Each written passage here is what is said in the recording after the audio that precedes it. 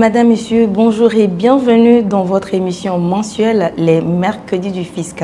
Comme chaque premier mercredi du mois, nous nous retrouvons ensemble ici, nous sur ce plateau, vous derrière vos écrans, pour partager ensemble, pour débattre ensemble d'un sujet lié à la fiscalité. Et aujourd'hui, premier mercredi du mois de juin, nous sommes encore réunis et aujourd'hui, nous allons parler de la fiscalité applicable aux entités à but non lucratif. Donc, que vous soyez une association, une fondation ou toute autre structure à vocation sociale ou communautaire, eh bien cette émission est faite pour vous. Nous allons aborder aujourd'hui les principes de base liés à la fiscalité applicable aux entités à but non lucratif, les exemples concrets, des explications simples pour ensemble vous aider. Et comme vous le savez d'habitude, je ne suis pas seule sur ce plateau. Je suis toujours accompagnée par un expert. Et aujourd'hui encore, comme d'habitude, nous recevons notre expert certifié de ce thème-là qui va nous aider donc au cours de ces prochaines 1 heure de temps. Et nous sommes avec notre invité sur le plateau. Mais bien avant de le recevoir, nous allons ensemble découvrir qui est notre invité. Et c'est tout de suite donc à la découverte de l'invité. Dans ce nouveau numéro des Mercredis du Fisc, nous avons le plaisir de recevoir M. Baenayem Outoba. Il est le chef section fiscalité du secteur public et autres organisations du Centre des impôts du secteur public et de l'enregistrement CISP, communément appelé CIM3. M. Outoba est titulaire d'une maîtrise en gestion, option finance et comptabilité obtenue à l'Université de Kara. Il détient également un diplôme de cycle 3 en finance et trésor, délivré par l'École nationale d'administration de Lomé. Depuis son intégration à l'Office togolais des recettes en 2014, il a occupé successivement les postes d'agent technique des impôts, vérificateur à la direction des grandes entreprises, d'agent technique des impôts, vérificateur au Centre des impôts des moyennes entreprises 1, d'agent senior des impôts, vérificateur à la division des opérations fiscales de la région maritime, de chef section gestion des déclarations et de chef section vérification fiscale à la division des opérations fiscales de la région centrale. Actuellement, il est le chef section fiscalité du secteur public et autres organisations au Centre des impôts du secteur public et de l'enregistrement CISP. Mesdames, Messieurs, je vous souhaite une très belle émission en compagnie de notre expert. Esther, à toi. Merci Ruth pour la présentation de notre invité, Monsieur Outoba. Bonjour. Bonjour Madame Esther. Bienvenue sur le plateau des MDF. Merci beaucoup Madame. J'espère que vous allez bien. Je me porte très bien, j'espère de même que vous. Nous allons bien également. C'est un plaisir pour nous de vous avoir aujourd'hui sur ce plateau pour débattre de ce thème important. Alors, comme d'habitude, Madame, Monsieur, nous sommes en direct sur Facebook, Office togolais des recettes. Nous sommes également en direct sur YouTube, canal OTR. N'hésitez pas à interagir dans les commentaires parce que oui, vous avez la possibilité de poser vos questions dans les commentaires en ligne. Nous sommes là pour vous aider à y voir plus clair et à gérer vos différentes organisations en toute conformité. Restez donc connectés, abonnez-vous à nos différentes pages si ce n'est encore fait et surtout, aidez-nous à partager le lien du direct et à inviter donc le maximum de personnes à prendre le train en marche avec nous. Voilà donc le décor planté. Madame, Monsieur, asseyez-vous confortablement et place à l'émission.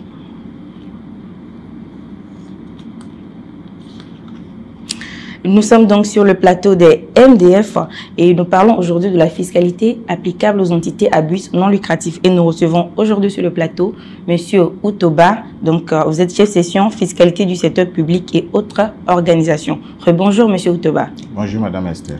Alors, pour rappel, Madame, Monsieur, la section fiscalité du secteur public et autres enregistrements a été créée en janvier 2024 et est logée donc au CIM3, au Centre des impôts des moyennes entreprises 3, qui est donc logé également à la DME, Direction des moyennes entreprises et de l'enregistrement. Monsieur Outoba, dites-nous quelles sont les attributions de cette session. Merci beaucoup Madame. Je voudrais d'abord témoigner ma reconnaissance au comité de direction de l'Office togolais des recettes qui tient à ce devoir de mettre les contribuables au courant de leurs obligations fiscales. Dans une optique d'amener nos contribuables, nos chers partenaires, à consentir volontairement au paiement de l'impôt, il est approprié donc d'informer et de sensibiliser régulièrement. Et je tiens aussi à remercier nos chers partenaires, nos contribuables, pour leur fidélité et pour les efforts qu'ils déploient pour que l'OTR mobilise les recettes et mette donc les moyens à la disposition de l'État et des collectivités locales pour leur fonctionnement. Qu'ils trouvent ici l'expression de notre gratitude. Merci aussi à nos chers internautes qui nous suivent actuellement. Pour revenir donc à la question, la section fiscalité du secteur public et autres organisations est née donc en janvier 2024, comme vous l'avez dit. Elle est logée au centre des impôts du secteur public et de l'enregistrement CISM, ce qu'on a appelé communément CIM3, au sein de la direction des moyennes entreprises et de l'enregistrement. Elle a en charge essentiellement la gestion fiscale des entités du secteur public et des autres organisations. Voilà. Et la particularité donc de la section, c'est qu'elle gère des contribuables qui ne réalisent pas à proprement parler des activités commerciales ou bien lucratives. Voilà. Et elle fonctionne quand même comme un centre des impôts classiques, avec même des objectifs annuels. Et tout comme les autres centres, quoi. Donc, ce que vous allez trouver au niveau des centres de Agoye ou bien du Golfe, voilà. Elle fonctionne comme un centre des impôts classiques. Les contribuables dont il s'agit sont essentiellement l'administration publique, composée donc des ministères, des établissements publics à caractère administratif ou social, des consulats ou des ambassades, des projets et programmes de développement. Voilà. Nous avons aussi les associations, les organisations non gouvernementales, les syndicats, les fédérations et les fondations. Donc, au sein, on peut trouver aussi, en leur sein, on a aussi les organisations internationales. Donc, tout ce qui est organismes internationaux, ils sont gérés par la section fiscalité du secteur public et autres organisations. D'accord. Merci. Merci beaucoup, Monsieur Utoba. Alors, nous avons ensemble compris que c'est une session qui est nouvellement créée en 2024. Oui. Alors, est-ce que ça veut dire qu'avant cette réforme de 2024, ces entités à but non lucratif n'étaient pas fiscalisées? Merci beaucoup. Ces entités étaient bien sûr fiscalisées. C'est juste qu'auparavant, elles étaient gérées par les différents services gestionnaires comme la direction des grandes entreprises, la direction des moyennes entreprises, la direction des opérations fiscales de Agoye et puis Golfe. Et je précise comme ça parce que la section gère ces entités, mais au sein du Grand Lomé. Voilà, okay. C'est au sein du Grand Lomé. La section a sa sœur au niveau, je vais dire comme ça, au niveau de Atapamé et de Kara pour le moment. Okay. Donc, ces entités étaient bien sûr fiscalisées, okay. Mais pour un meilleur suivi de leurs obligations fiscales, c'était opportun de les regrouper au sein d'un même et unique service gestionnaire.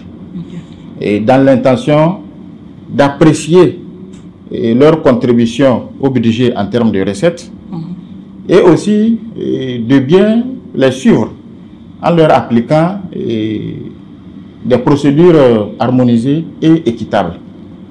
Okay. Voilà. D'accord. Vous venez donc de dire que la session est dans le Grand Lomé, ne s'étend pas encore à toutes les régions. Non. Les régions dans lesquelles la session n'est pas encore active, oui. Comment se gèrent les entités dans ces régions-là?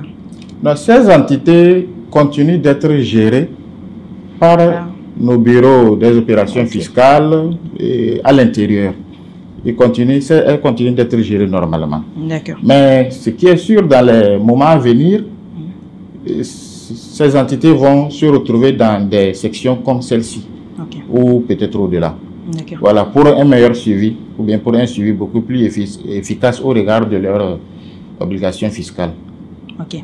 Alors, nous parlons aujourd'hui de la fiscalité applicable aux entités à but non lucratif. Est-ce que vous pouvez nous donner la définition, ce qu'on entend par entité à but non lucratif? D'accord. Une entité à but non lucratif s'entend comme une organisation qui exerce une activité à but désintéressé et dont les ressources éventuellement générées par l'activité servent au fonctionnement et à la réalisation de son objet social.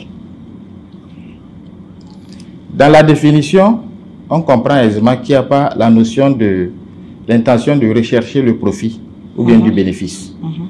Donc, il n'y a pas question de se partager du bénéfice. Ok. Voilà. Merci. D'accord. Dans la définition, dans les attributions de la section, vous en avez déjà fait cas, mais est-ce que nous pouvons avoir des exemples concrets des entités à but non lucratif au Togo?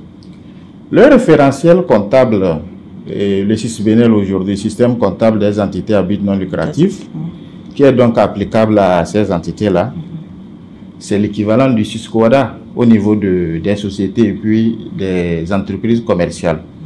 Donc le SISBENEL distingue deux catégories d'entités à but non lucratif. Nous avons les associations et les ordres professionnels. Bon, les associations, c'est globalement les associations en règle générale, hein. Les associations au sens de la loi 484 du 1er juillet 1901 relative au contrat d'association.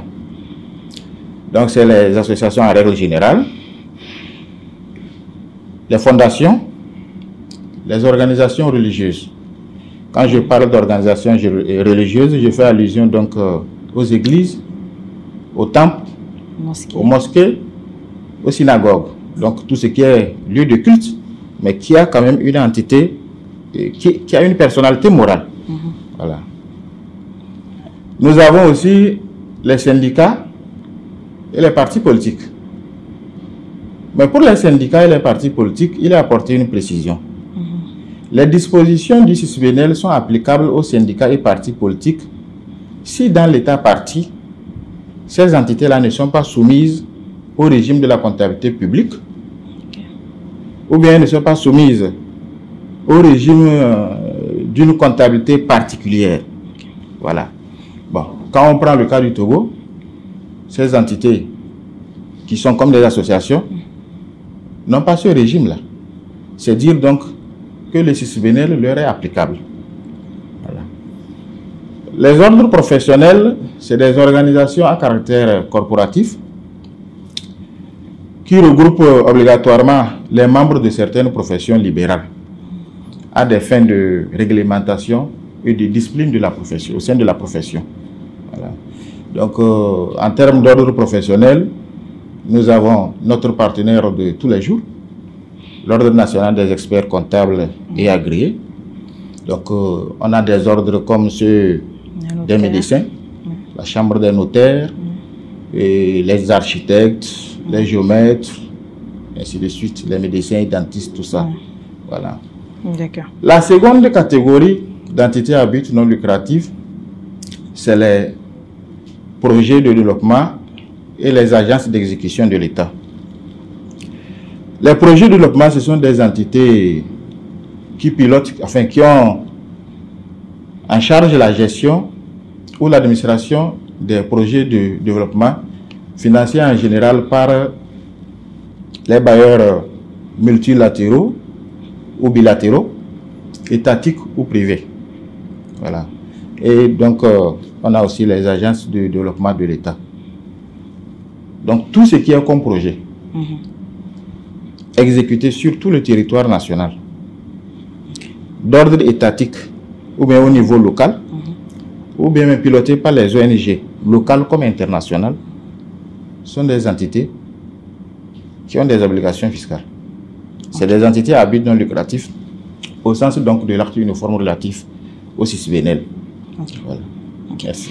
D'accord. Merci beaucoup, M. Outoba. Dans la première catégorie des entités à but non lucratif, vous avez parlé des lieux de culte. Oui. D'accord. En ce qui concerne les églises, j'aimerais savoir, est-ce qu'il y a des conditions qu'une église doit respecter pour être appelée lieu de culte? Qu'un lieu de culte doit respecter? Est-ce qu'il faut avoir un local? Est-ce qu'il faut avoir une dénomination avant d'être considéré comme un lieu de culte? Non, un lieu de culte, ça doit être une entité, une personne morale. Elle peut avoir reçu l'autorisation de s'installer. Mais elle peut ne pas aussi avoir reçu l'autorisation. Mais si elle a des incidences fiscales, si son activité a des incidences fiscales, elle est catégorisée dans ce qu'on vient de citer, dans la première catégorie, association et ordre professionnel. Enfin, dans les associations. L'essentiel, c'est qu'elle existe, c'est que l'entité ait une personnalité morale, qu'elle ait reçu l'autorisation de s'installer ou pas. S'il y a incidence fiscale, c'est qu'elle doit être donc, elle doit avoir des obligations au regard de l'administration fiscale. Voilà. D'accord. Ça dépend. Il peut y avoir une église ici, une église là, mais toutes les deux relèvent d'une entité. Donc nous, on s'adresse à l'entité. Il peut y avoir des annexes, ainsi de suite. Donc nous, on s'adresse à l'entité. Voilà. Ok, dans la définition de entité à but non lucratif, Oui. vous avez relevé le fait que ces structures ne réalisent pas de profit. Alors, pourquoi les fiscaliser? La question est intéressante parce que votre remarque correspond très bien à l'idée que se font certains de nos contribuables. Donc, très souvent, on entend, mais nous ne vendons rien. Nous ne faisons pas des activités qui nous rapportent de l'argent ou quoi que ce soit. Alors, pourquoi les fiscaliser? Toute entité, qu'elle soit société, entreprise ou autre, si elle a des incidences fiscales, elle doit être obligatoirement immatriculée, elle doit être fiscalisée. Parce que son activité, même si elle n'est pas imposable aux yeux de la loi, elle a des incidences fiscales. Alors, vous avez plusieurs fois mentionné le mot incidence fiscale, incidence fiscale. Est-ce que, en français facile, vous pouvez nous dire ce que vous appelez par incidence fiscale? Incidence fiscale parce qu'il peut avoir à payer un impôt. Okay. L'impôt à payer, ou bien une taxe, un droit. Mais l'impôt à payer n'est pas nécessairement que ça repose sur vous.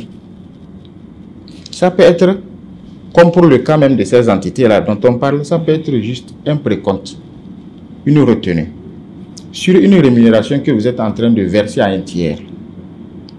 Okay. C'est une incidence fiscale. Vous êtes en train de traiter avec l'administration fiscale. Okay, comme par exemple, si vous avez des employés, vous voulez payer les salaires. J'en viens. Par rapport à la question, pourquoi les fiscaliser? Vous devez les fiscaliser parce que votre activité a une incidence fiscale. Okay. Au regard du personnel que vous employez, avec les prestataires avec lesquels vous traitez. Vous êtes en location, vous avez des obligations contractuelles avec un bailleur. Vous avez aussi des obligations contractuelles avec vos fournisseurs ou bien vos prestataires.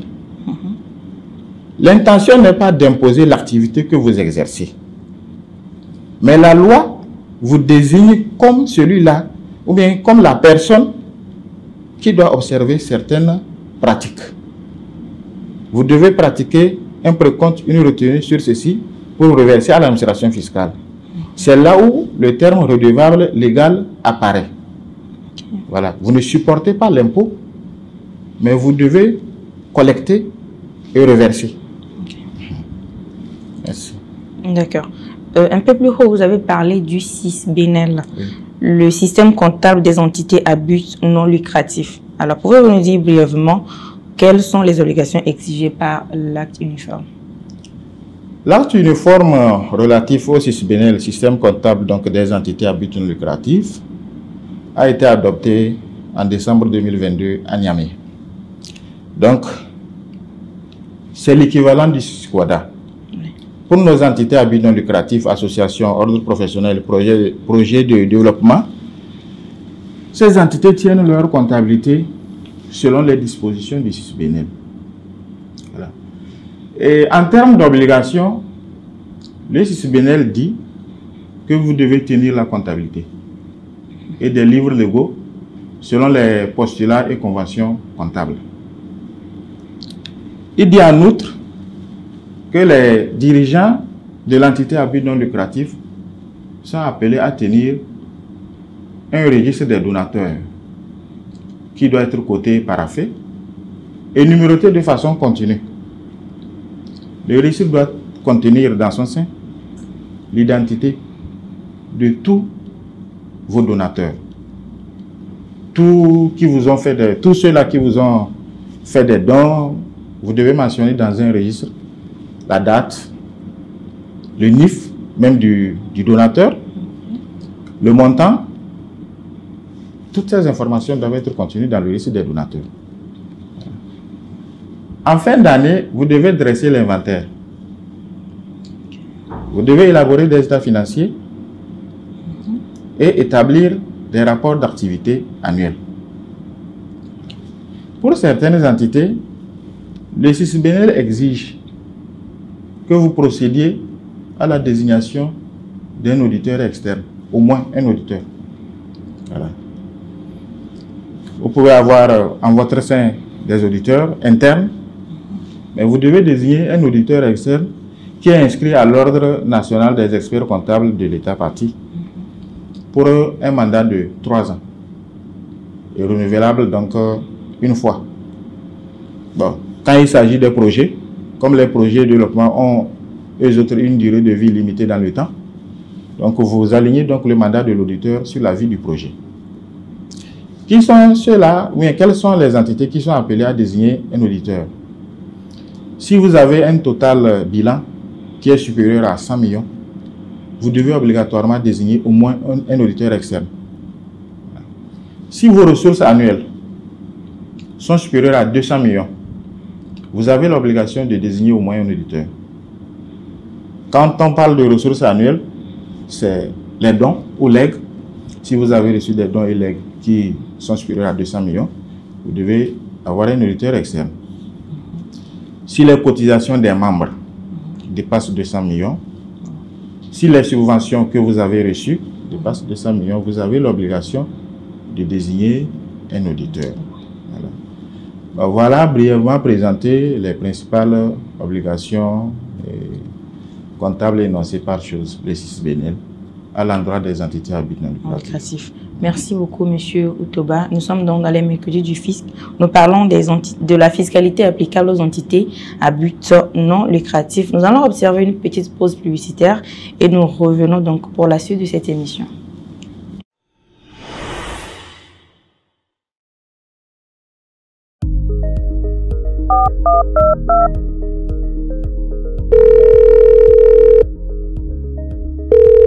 Allô, Grâce, bonjour. J'espère que tu vas bien. J'ai appris que la fois passée, tu as été à l'OTR pour te faire créer ton numéro d'identification fiscale. Oui, le NIF. Oui, j'aimerais le faire aussi la semaine prochaine. J'ai besoin de ton aide. Oui, je veux que tu m'accompagnes pour que j'aille. Ah bon? Je peux le faire en ligne? Ah, s'il te plaît, tu peux me donner l'adresse de la plateforme, s'il te plaît. nif.otr.tg. D'accord, merci beaucoup. Tu passes une bonne journée.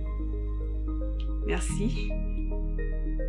Créez désormais en ligne votre numéro d'identification fiscale sur nif.otr.tg. OTR, fédéré pour bâtir.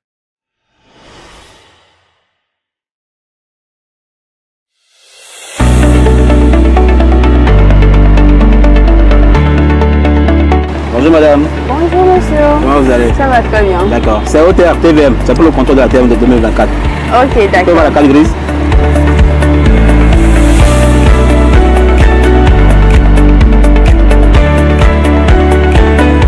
Je paie ma TVM pour le développement des infrastructures routières.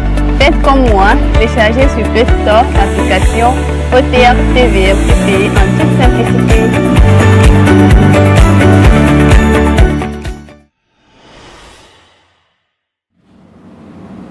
Nous sommes donc de retour sur le plateau des MDF. Nous parlons aujourd'hui de la fiscalité applicable aux entités à but non lucratif et nous avons notre expert, M. Utoba, avec qui nous avons donc commencé la première partie de cette émission. Nous sommes donc de retour. Nous avons déjà vu la définition, nous avons vu les exemples des entités à but non lucratif. Alors, nous parlons des entités à but non lucratif et quelque part, vous avez parlé d'entreprise commerciale. Alors, quelle est la différence entre une entité à but non lucratif et une entreprise commerciale? Merci beaucoup, madame. La différence est très nette, elle est significative.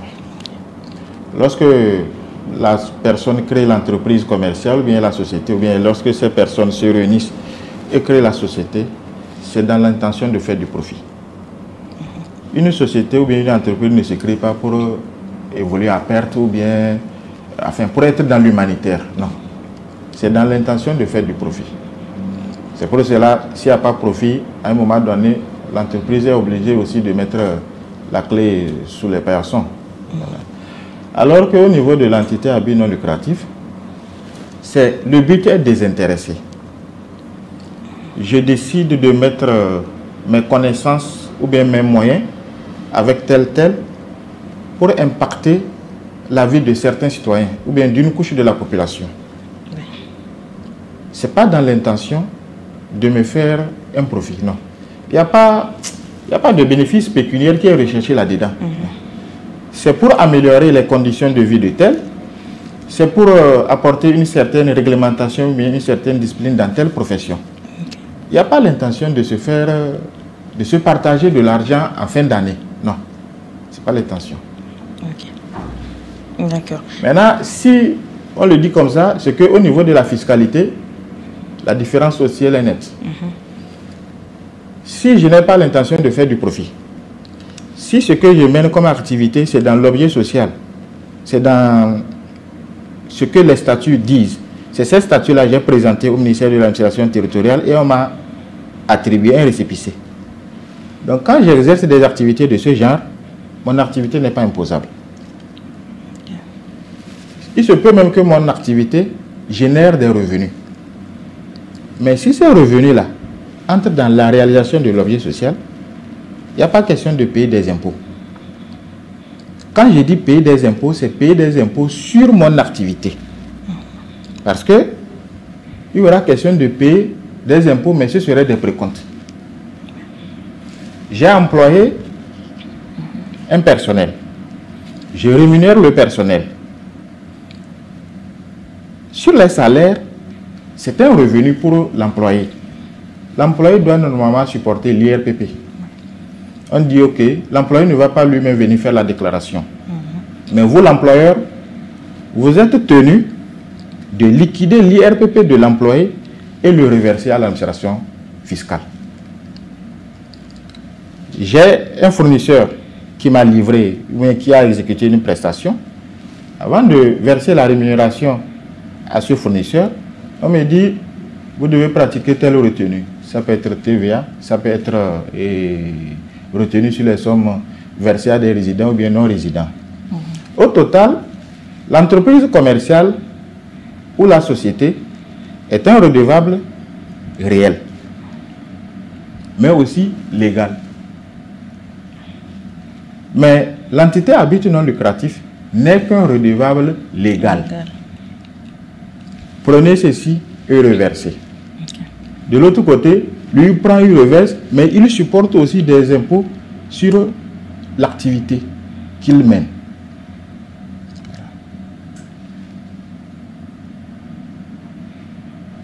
Quelquefois, les gens pensent que le fait qu'on s'adresse à l'entité pour réclamer, c'est comme si c'est une charge pour l'entité. En réalité, non. L'IRPP de l'employé que vous reversez, vous lui versez un salaire net. Au total, vous avez dépensé le salaire brut qui était prévu pour l'employé. Voilà. Donc, en réalité, ça ne va pas affecter votre compte de résultat ou bien votre trésorerie. Oui. Normalement. Sauf si on va quelque part où on parle de droit d'enregistrement, qui reste quand même une charge pour celui qui les paye. Pour le locataire, par exemple, au regard du contrat de bail. D'accord. Donc, pour les entreprises commerciales, nous parlons de redevables réels. Oui. Et pour les entités à but non lucratif, nous parlons de redevables légal. Pour les entités à but non lucratif, on parle seulement de redevable légal. Okay. Mais pour les entreprises commerciales et les sociétés, c'est redevable légal et redevable réel. Les deux. D'accord. Parce que ce que fait l'entité à but non lucratif au regard des précomptes là, la société commerciale ou bien l'entreprise commerciale pratique les mêmes précomptes aussi. Oui. Merci. D'accord. Quelque part plus haut, vous avez dit que les entités à but non lucratif, je veux créer quelque chose, mais je n'ai pas en tête un gain pécunier. Oui. Alors, supposons que je suis dans un quartier peut-être soucieux du développement du quartier, je décide peut-être de mettre sur pied une bibliothèque pour aider les jeunes du quartier, pour les amener à la lecture. Est-ce que dans ce cas, je suis considérée comme une entité à but non lucratif? C'est bien que vous ayez l'idée d'aider les jeunes du quartier à travers la bibliothèque. Mais vous, l'individu, nous, on ne peut pas vous appeler entité à but non lucratif. Hein? Non. Nous, c'est les personnes morales. L'individu qui met donc, qui ouvre sa bibliothèque dans le quartier, s'il met la bibliothèque sous le nom d'une association, c'est là où on peut parler d'entité à but non lucratif. Okay. Ça, bon, lui, il est en train de mener une activité peut-être désintéressée, mais on ne va pas trop s'adresser à la personne. Même quelquefois, on peut penser qu'il est en train de mener une activité lucrative, mais quitte à l'administration fiscale d'apprécier. Bon, j'ai ouvert la bibliothèque, mais ceux qui viennent ne payent rien. Ils ne payent rien. Mais si vous avez le statut d'association, d'ONG, et c'est elle qui est propriétaire de la bibliothèque, avec des membres, probablement qu'il vaut mieux créer comme ça, vous vous mettez en groupe, mais c'est là où vous allez faire, vous allez traiter avec nous, en tant qu'entité à but non lucratif.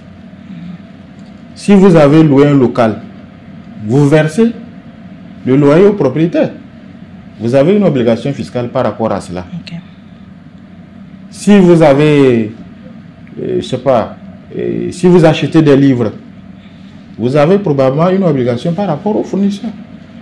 Okay. Voilà. D'accord.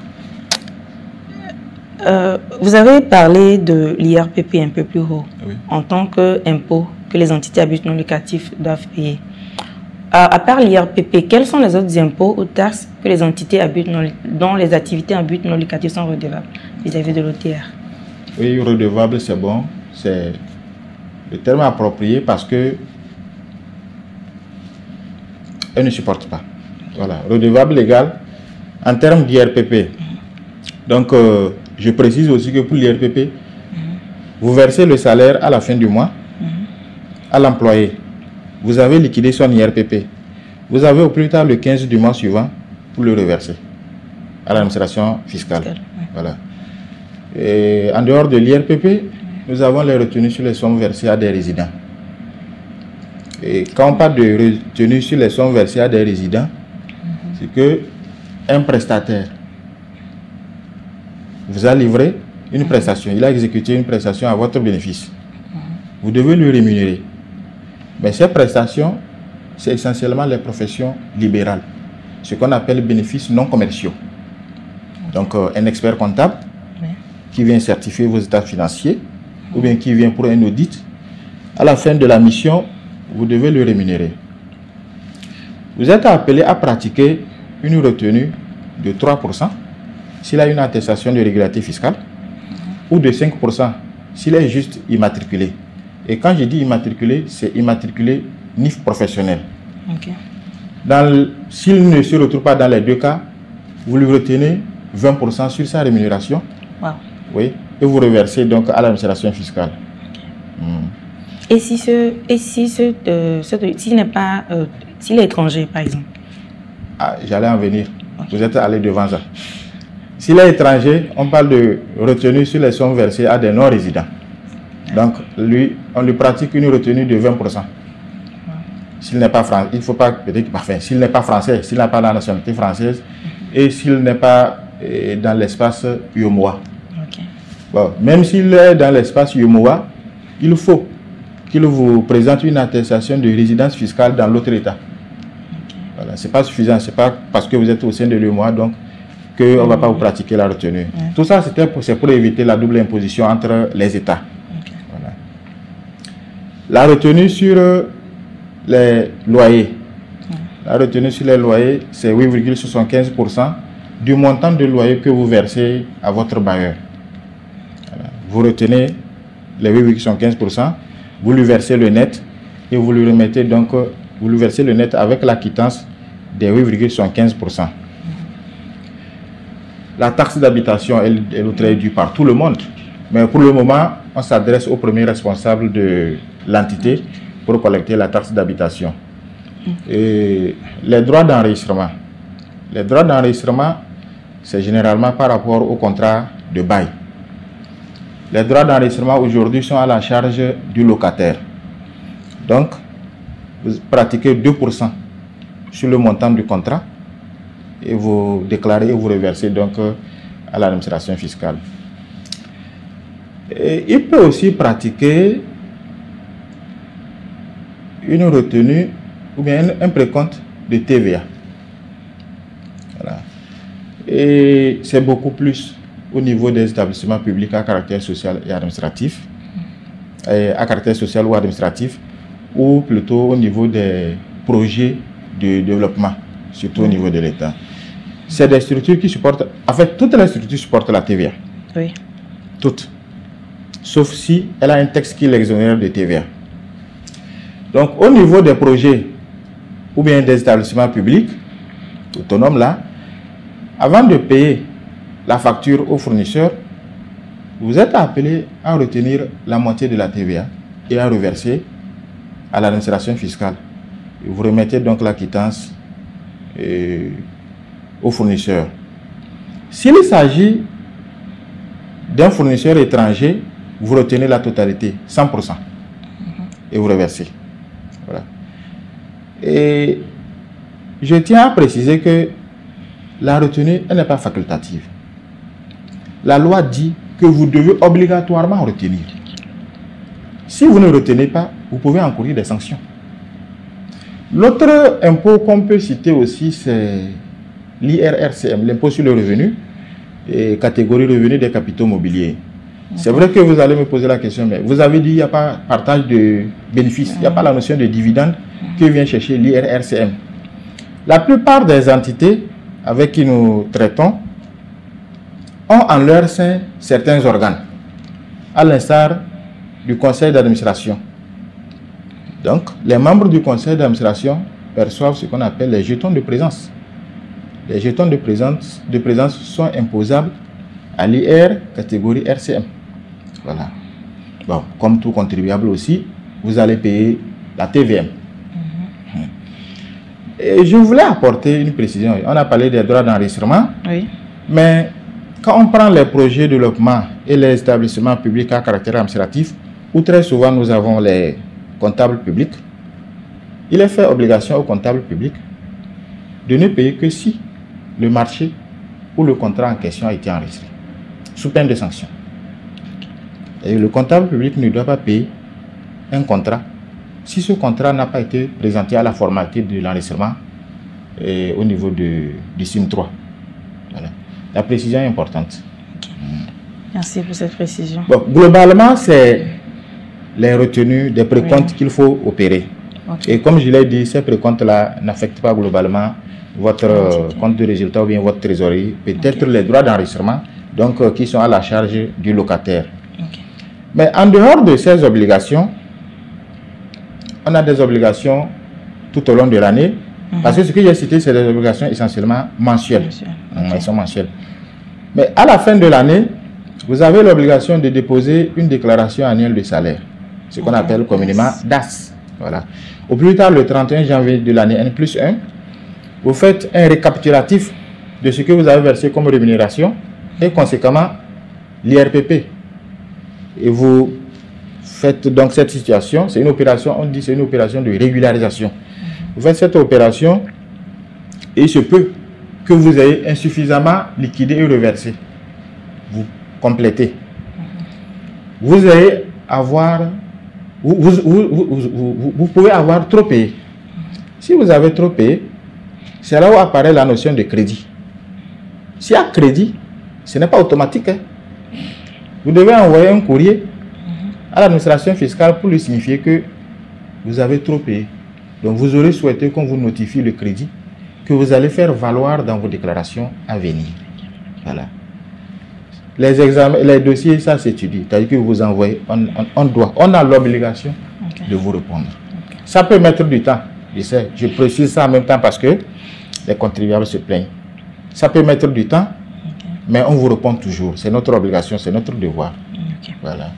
En dehors de la DAS, la nouveauté même avec le CCBNL, c'est que vous devez déposer des états financiers à proprement parler. Dans les obligations comptables au niveau du suspendaire, on a dit qu'il fallait élaborer des états financiers. Si vous élaborez des états financiers, c'est pour les déposer au niveau de l'administration fiscale. Donc, au plus tard le 31 mars, pour les entités à but non lucratif soumises au régime du SMT, système minimal de trésorerie, bon, c'est des entités qui tiennent une sorte de comptabilité de caisse, juste. Vous devez déposer vos états financiers. État financier composé du bilan, du compte de résultats et puis des notes annexes. Voilà. Maintenant, pour les entités, mais je précise aussi que les entités qui sont soumises au SMT, c'est celles qui ont des ressources inférieures ou égales à 30 millions l'année. Les cotisations des membres, les dons et legs, les subventions qu'a reçu l'entité doivent être inférieures ou égales à 30 millions l'année. Si vous dépassez ce seuil, vous devez déposer les états financiers selon le régime normal. Voilà. Au plus tard, le 30 avril. Et là, les états financiers sont composés du bilan, du compte de résultats, du tableau de flux de trésorerie et des notes annexes. Le système normal s'applique aussi aux projets de développement. Il n'y a pas SMT au niveau des projets de développement. Pour les projets de développement, c'est système normal. Et pour les projets de développement, c'est constitué du bilan, du compte d'exploitation. Là, l'expression utilisée, c'est beaucoup plus le compte d'exploitation.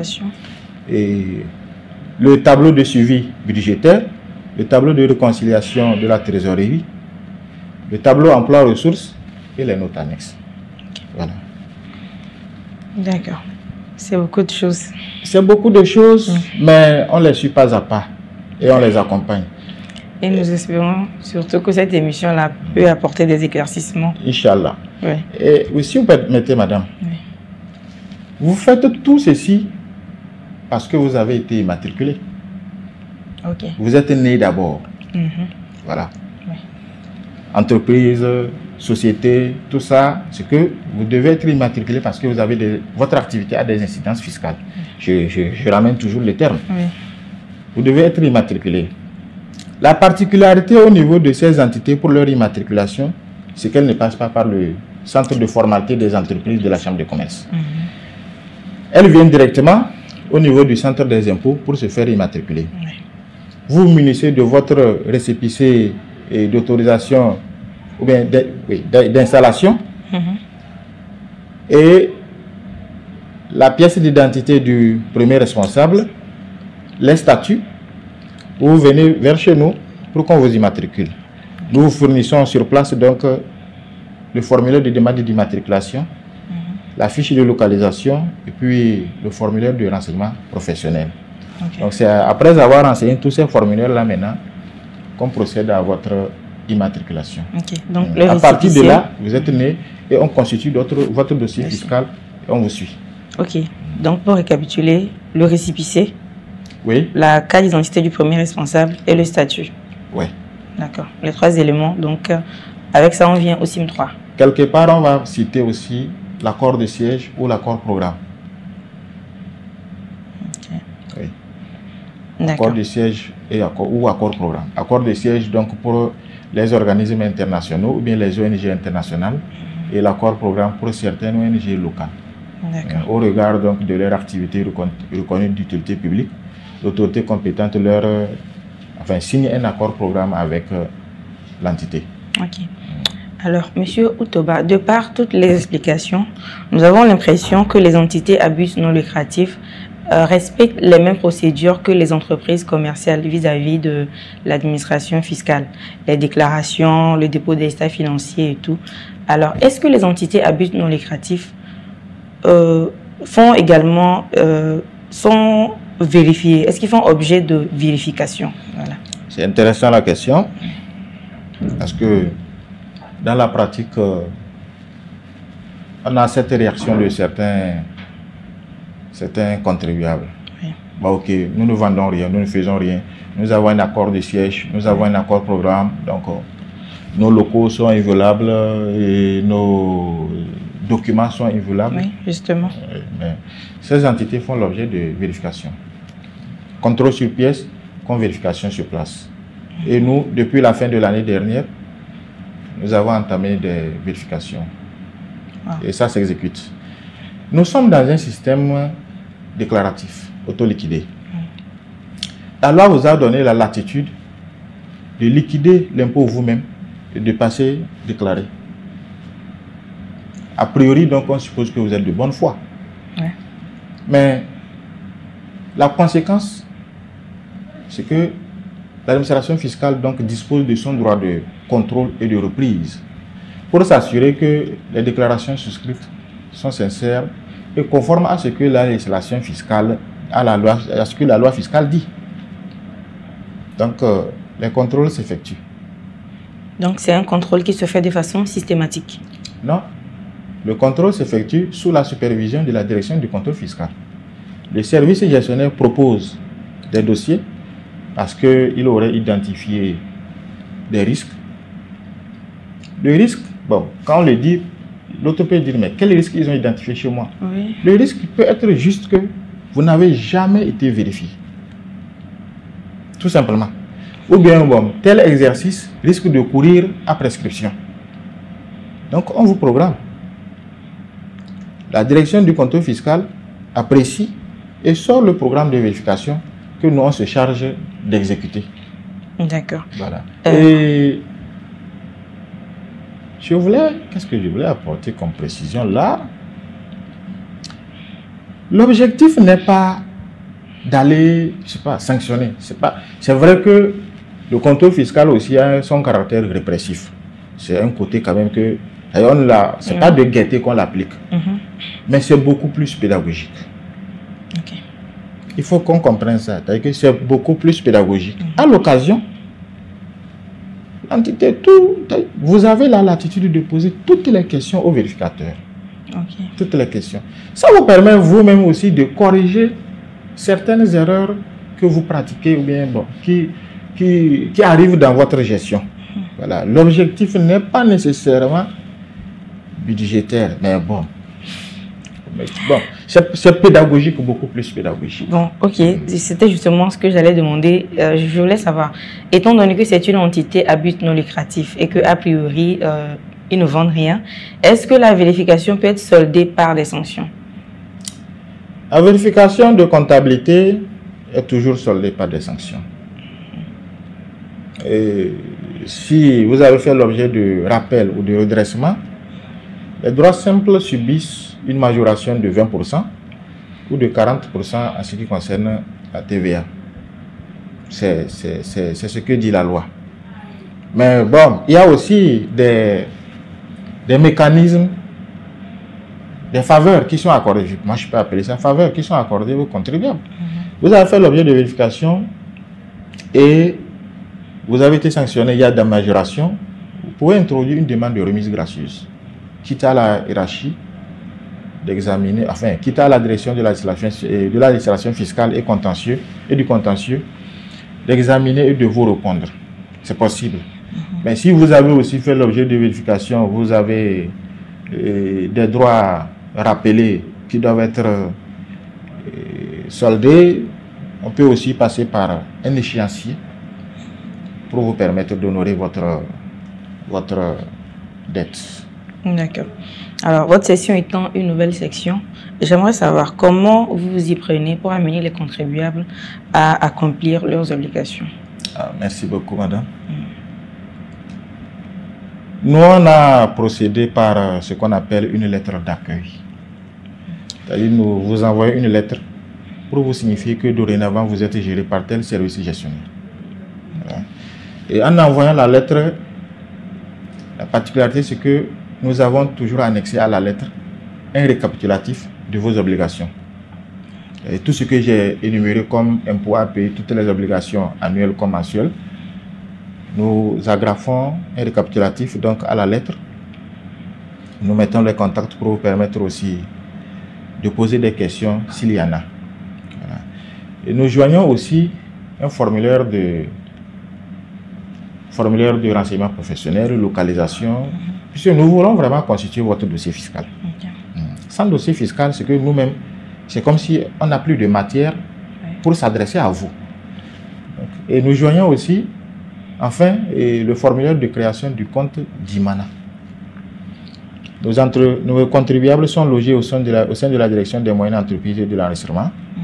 Tous les contribuables de la DME procèdent par télédéclaration, télépaiement. Vous devez faire votre déclaration en ligne et effectuer le paiement en ligne.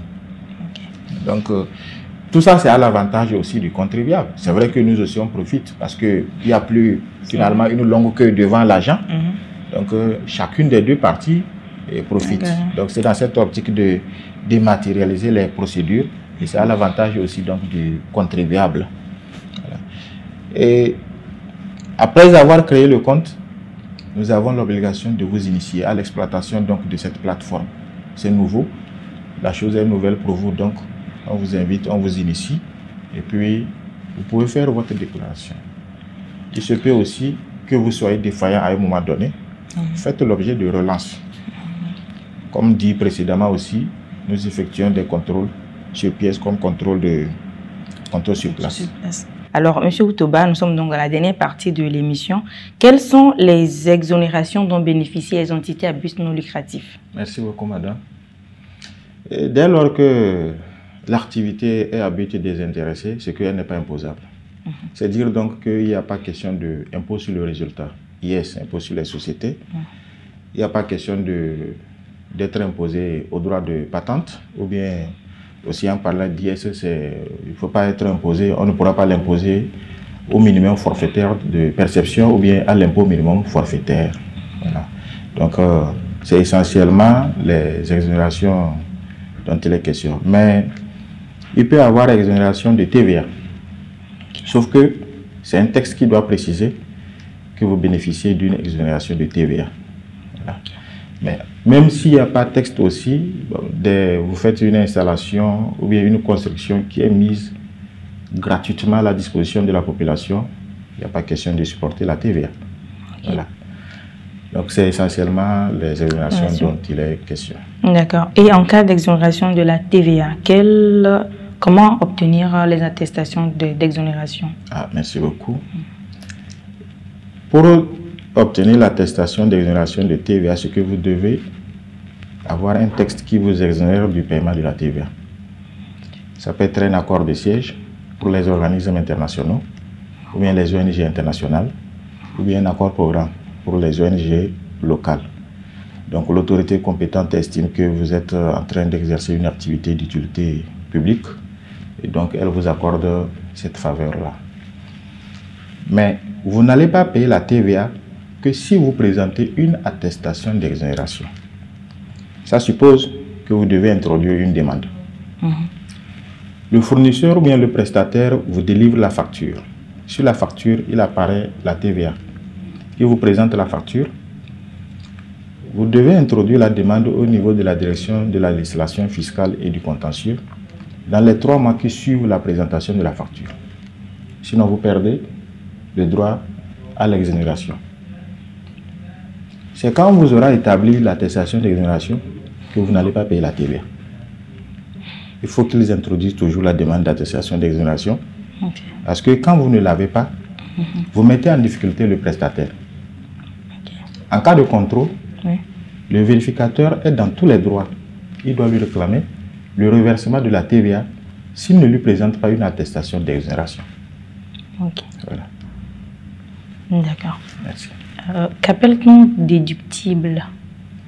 Don déductible, vous voulez dire? Don déductible, la déductibilité devra être employée beaucoup plus chez l'entreprise ou bien la société. C'est-à-dire pour que ce soit déductible de sa base d'imposition, de son résultat à imposer, c'est au niveau de l'entreprise ou bien de la société. Don déductible, le don est comme un produit chez l'entité à but non lucratif. Donc c'est un produit. Il n'y a pas question de déductibilité chez lui. Mais pour que l'entreprise ou bien la société puisse déduire le don, c'est que le versement doit avoir été effectué à l'endroit d'un organisme d'intérêt général à caractère philanthropique, éducatif social, culturel ou éducatif. Enfin, oui, social ou culturel. Et c'est donc dans la limite de 1% du chiffre d'affaires. C'est normal. Vous n'allez pas faire des recettes pour prendre tout le produit, aller donner à une ONG. Okay. Puisque quand vous donnez comme ça, vous érodez totalement votre base d'imposition. L'impôt dû, c'est où? Le don qui est parti de l'autre côté, c'est un produit bien sûr, mais il n'y a pas d'impôt sur ça. Et même avant de bénéficier même de cette déductibilité, vous devez joindre le relevé des versements effectués qui indique la date, l'identité des bénéficiaires et les montants. La déductibilité est permise si le résultat net imposable là, avant versement de ces dons-là, est positif. Vous ne pouvez pas être en train de faire une perte et vous faites des dons. Non. Voilà. D'accord. Nous allons parler un peu des sanctions. Alors, quelles sont les sanctions prévues à l'encontre des entités à but non lucratif? Les sanctions, on n'aime pas trop utiliser le terme, mais on est bien obligé. C'est normal, il y a eu des obligations. Donc, pour rendre ces obligations contraignantes, c'est qu'il y a des sanctions. Au niveau du Code général des impôts, donc au niveau de l'administration fiscale, les sanctions des entités à but non lucratif ne sont pas différentes de celles des entreprises commerciales et sociétés. C'est la même chose. C'est la même sanction. Vous avez accusé un retard de paiement, vous encourez une pénalité de 10%. Donc, pour le premier mois. Le mois qui suit, si vous traînez encore, il y a 1% qui vient s'ajouter, ainsi de suite. Vous avez manqué de déposer les états financiers, vous encourez une amende de 1 million. Vous êtes logé au sein de la direction des moyennes entreprises. Donc, au système normal, vous encourez une amende de 1 million de francs CFA pour n'avoir pas déposé à temps les états financiers. Et 300 000 si vous êtes au régime du SMT. Pour les états financiers, une petite parenthèse. C'est en ligne. Les procédures tendent à se dématérialiser. Donc, vous devez déposer les états financiers sur le GUDEF, le guichet unique de dépôt des états financiers. Mais vous devez disposer d'un compte GUDEF. Et pour ouvrir un compte GUDEF, vous devez renseigner un formulaire. Et à ce formulaire-là, vous joignez la copie de la carte d'immatriculation fiscale à jour. C'est obligatoire. Okay. En termes de sanctions, pour revenir donc aux sanctions, en termes de sanctions, en cas de contrôle, on l'a déjà dit, oui. Vous subissez toujours les 20%, les 40%, voilà, le caractère répressif du contrôle fiscal. La particularité au niveau des entités à but non lucratif, c'est qu'on revienne toujours au CISBENEL. Okay. Donc au niveau comptable, oui. Il y a aussi des sanctions. Mais ces sanctions sont essentiellement d'ordre pénal. Okay. Et s'adressent aux dirigeants de l'entité ou bien aux employés. Donc le dirigeant de l'entité à but non lucratif qui n'aurait pas tenu et mis à jour un registre des donateurs encourt une sanction pénale. Si en fin d'année, le dirigeant n'a pas dressé l'inventaire, il n'a pas élaboré des états financiers ou bien il n'a pas établi des rapports d'activité annuels, il a encouru une sanction pénale. Okay. S'il devrait désigner un auditeur par rapport aux critères qu'on avait évoqués, s'il devrait désigner.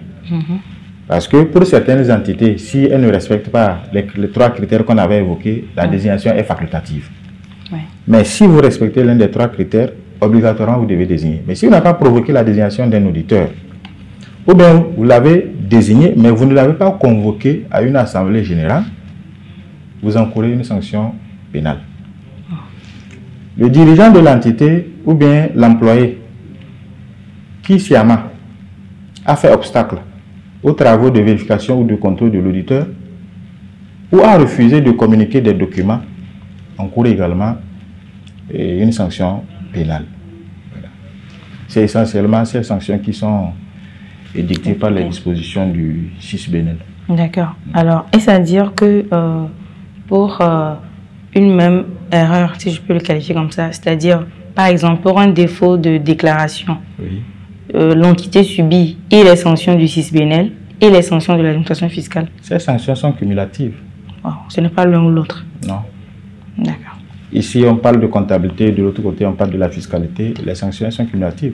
Même quand vous allez en contrôle, c'est que vous ne contrôlez pas juste ce qu'on appelle un impôt, mais c'est-à-dire que, est-ce que la comptabilité, s'il y a des erreurs de comptabilité, ces sanctions aussi, enfin, ces erreurs sont sanctionnables. Ok. D'accord. Étant donné que c'est une nouvelle section, et c'est surtout pour les entités à but non lucratif, et comme nous l'avons dit, il n'y a pas de gain. Alors, est-ce que les contribuables ont des difficultés? Est-ce que vous avez des difficultés avec les contribuables? La question est très belle parce que les difficultés, on en a au quotidien. Ça a l'air nouveau, bon, alors qu'en réalité, ces entités, en fait, si elles se prenaient très bien, et qu'elles m'excusent le terme, mais si elles se prenaient très bien, ça ne doit pas être aussi nouveau. Peut-être c'est les dispositions relatives au CISBNL qui devaient être nouvelles. Parce que ces entités, certaines d'entre elles, tenaient une comptabilité selon même le CISQUADA. Voilà. Donc ça devait être facile pour ces entités-là. Globalement, c'est la méconnaissance, bon, quand je dis méconnaissance, c'est la non-connaissance des obligations comptables et fiscales. Globalement. Donc cette émission est donc la bienvenue. Les gens parfois vous disent tout simplement, mais écoutez, on ne fait rien, on ne fait pas d'activité qui génère des revenus, on ne vend rien, tout ça. Donc on n'a rien à voir avec l'office. Mais on essaie d'expliquer. On organise quelquefois des visites pédagogiques, on va carrément donc au sein de l'entité pour croiser les premiers responsables et puis on essaie d'expliquer. La seconde difficulté, c'est la non-maîtrise des procédures de déclaration et de paiement. Donc, dès lors que c'est en ligne, il y a des gens, bon, vous leur demandez de renseigner le formulaire pour que le support informatique crée le compte. Ils préfèrent toujours venir pour que vous fassiez la prise en charge au bureau. Voilà. Mais on les assiste toujours et on met aussi à contribution les informaticiens qui les assistent en permanence. C'est bien vrai que nous aussi, nos systèmes informatiques connaissent quelquefois des perturbations. Parfois, c'est une connexion aussi qui n'est pas très bonne, mais globalement, la direction de l'informatique travaille là-dessus pour permettre aux contribuables d'honorer leurs obligations fiscales. D'accord. Merci beaucoup, Monsieur Utoba, pour ces 1 heure de temps passé avec nous sur ce plateau. Merci pour toutes les informations que vous nous avez données donc, au cours de cette émission. Nous sommes pratiquement à la fin de l'émission. Est-ce que vous avez un mot à l'endroit des contribuables? Merci beaucoup, Madame Esther. Je vous dis merci et à travers vous, merci aussi à la direction de la communication pour cette émission qui permet donc à l'administration fiscale de mettre les contribuables au courant de leurs obligations fiscales. Donc je remercie aussi mes chers internautes pour leur fidélité. C'est grâce à eux que l'émission est beaucoup plus vivante aussi. Merci à eux. Donc, je dis merci au comité de direction pour tout le management qu'il déploie pour mettre à la disposition de l'État et des collectivités les moyens afin de financer les besoins nationaux ou locaux. J'invite donc nos chers contribuables, partenaires, surtout responsables d'entités à but non lucratif, à une franche collaboration. Franchement, ce n'est pas de gaieté quelquefois qu'on refuse de délivrer un acte fiscal à un contribuable, alors qu'il est dans un certain besoin. Donc, il faut être coopératif. Nous vous avons envoyé un courrier. Il est de bon ton que vous répondiez. Même dans les sanctions, j'ai manqué d'évoquer cela. Vous avez aussi l'obligation de répondre à des demandes d'information. Si vous ne répondez pas, vous encourez des sanctions. Donc, il est important d'être beaucoup plus coopératif et de collaborer avec l'administration fiscale. Et les sanctions, ça ne nous plaît pas trop. Mais parfois, donc, on est obligé de les appliquer. Ce n'est pas de gaieté. C'est quand on va vous appliquer la sanction que ça va devenir pour vous une charge. Alors que si vous avez observé l'obligation plus tôt, il ne devrait pas en être question. Ils seront beaucoup plus crédibles s'ils mettent en application ce que les dispositions du CISBENEL disent, vous produisez une information beaucoup plus transparente et fiable. Mais quand c'est comme ça, c'est que vous méritez la confiance des parties prenantes, les bailleurs, l'État à travers donc l'administration fiscale ou bien les organismes de sécurité sociale et même les bénéficiaires. La population se dit, ah mais telle ONG, mais elle est très transparente dans sa gestion. Donc, il faudra donc faire un effort dans ce sens. On les remercie parce qu'ils font beaucoup d'efforts. Mais nous vous encourageons davantage à faire plus.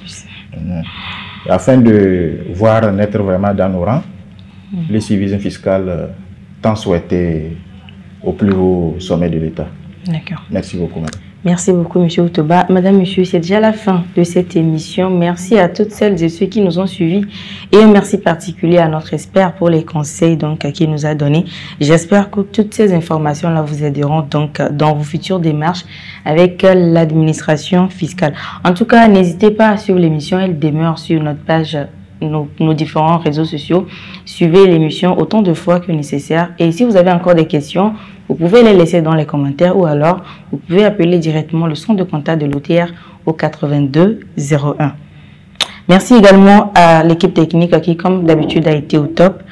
Nous nous donnons donc rendez-vous le mois prochain, le premier mercredi du mois de juillet. Ce sera donc le 2 juillet à la même heure, 10h30, et sur les mêmes canaux, Facebook, Office Togolais des Recettes et YouTube, canal OTR, pour un nouveau thème fiscal qui vous concerne très certainement.